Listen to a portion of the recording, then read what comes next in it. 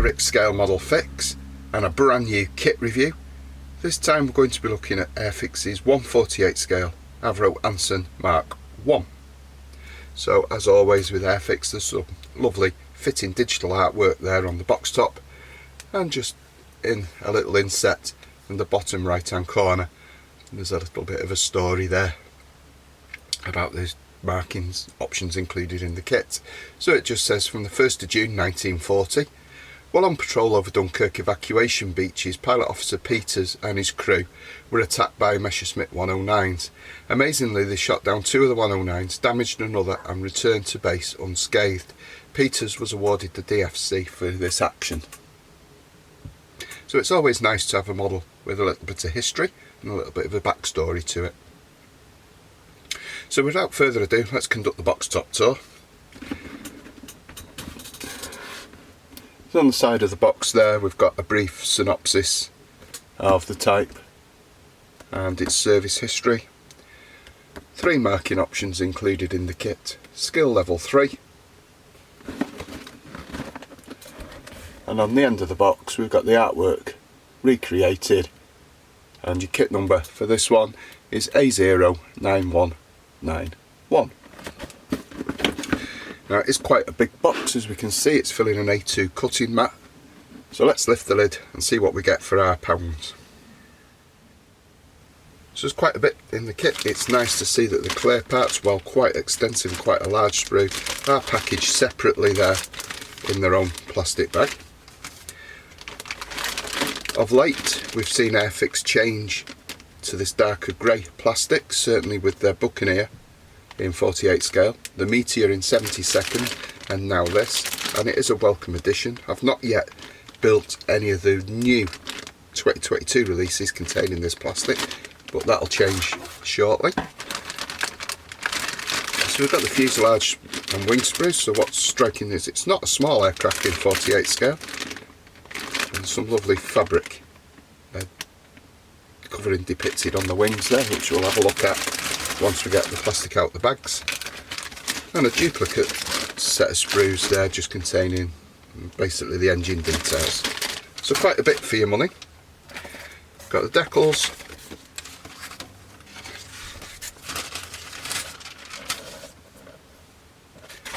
and a couple of painting diagrams there on heavy glossy paper, and the instruction book which was at the top.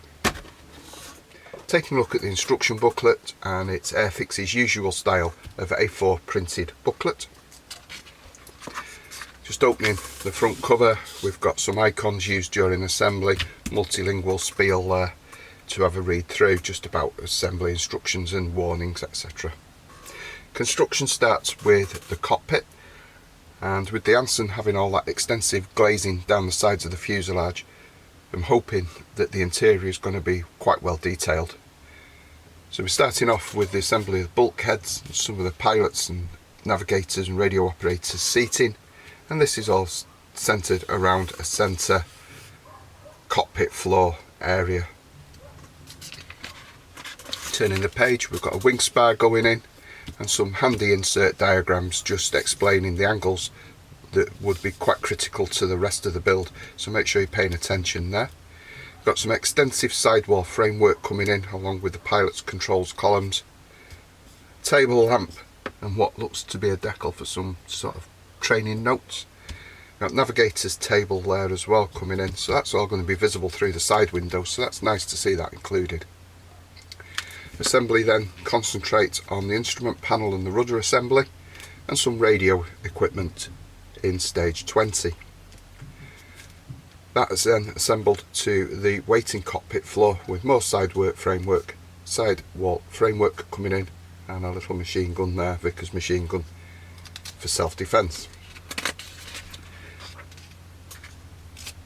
The roof is then added again from that sort of tubular framework to enclose everything along with the rear bulkhead, and then we've got some more sidewall details added to the fuselage sections in stage 28. Stage 29 we see the completed cockpit assembly, and there's a little note saying that when attaching the port fuselage it's important to align the various areas, and please see the details below. And Airfix have provided some extended diagrams there just to make sure everything lines up. You're going to have an issue with this if it doesn't, and the fuselage halves won't seat correctly, and you're going to cause yourself a whole world of pain. Stage 30 just sees some other little bits and pieces and some bulkheads coming in, navigation lights, and then a repetition on the other side wall for the other part on A5. Again, repetition saying that making sure that we've got everything together when attaching the fuselage halves again, and making sure everything is lined up. Cabin roof coming on, and again showing where that's inserted, and then a one-piece belly section encapsulating all your hard work with the cockpit and the fuselage. Rear end, tailplanes, elevators, and notice there that they can be posed as separate items. It says do not glue.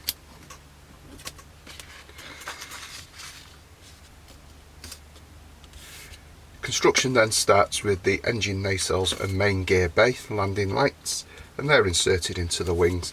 And it's interesting to note that you've got the completed assembly being added to the lower wing section, which is then added to the model before the upper wing section is added and secured in place. Once those wings are in place, the nacelles are built up around the engine and main gear bay, with ailerons and the front of that engine, radial engine, coming together there. Quite extensive detail seen in this area, lumps and bumps being fitted, so it should look quite good on the completed model. Quite a comprehensive set of instructions, and we're up to stage 80 already, which sees the engine nacelles and the rudder being added to the airframe as late as stage 83. Now, as mentioned previously, the Anson is covered in glazing, so it's going to be interesting to see how well this all fits. And Airfix look as though they've followed a nice breakdown there that the glazing can be added after construction, so it's not going to be tarnished by any fingerprints or glue. And we've got extensive use of decals there as well on the inside of the doors, and like we said, it's going to all be visible through these windows. And then we've got the two styles of cockpit, early and late, and some access hatches and nose completing the glazing work. So it's going to be interesting to see how this all fits and how Airfix have approached that. Some other bits and pieces before the undercarriage is assembled. Tail wheel, aerials, pitot tubes, windscreen wipers, and what have you going on there? I think are the windscreen wipers, or it might be air that blows the rain off the windscreen there. And that sees the build completed in over 106 parts with the assembly of the rear turret. 3 marking options are included in the kit, and they do all differ considerably. So we have scheme A, which is the one that's depicted on the front cover, and that's in dark green, dark earth over silver.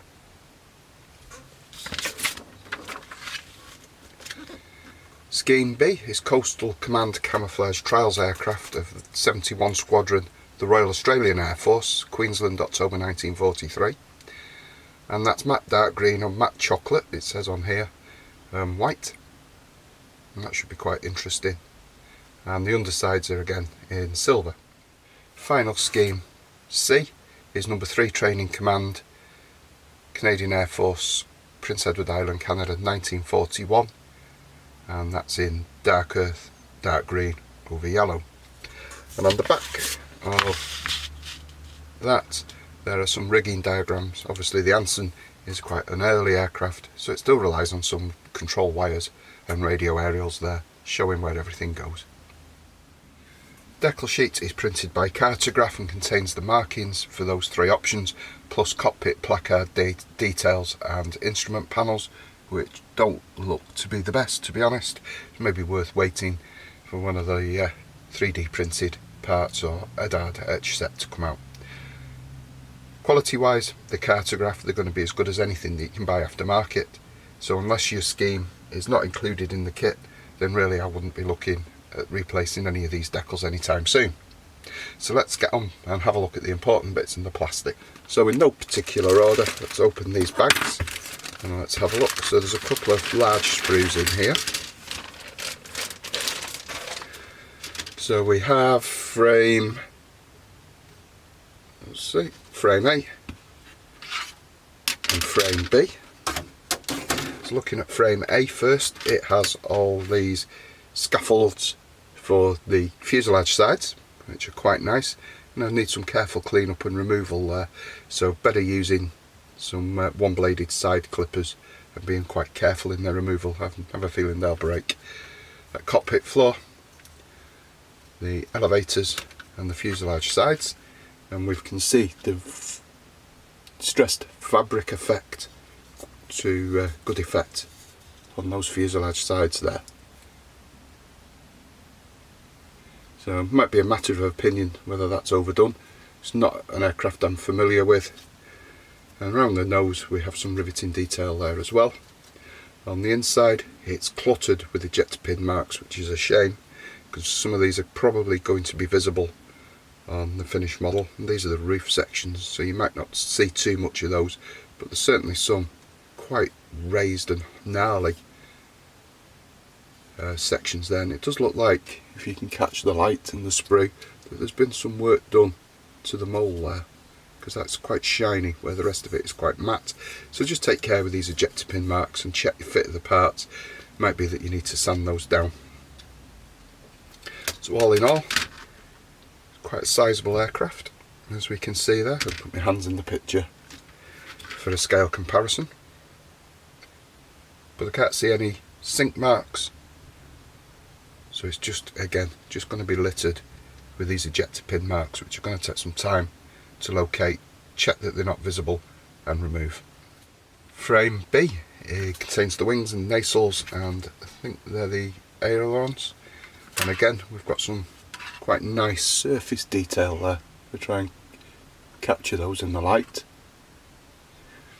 Whether it's overdone or not, we'll have to see when it's painted.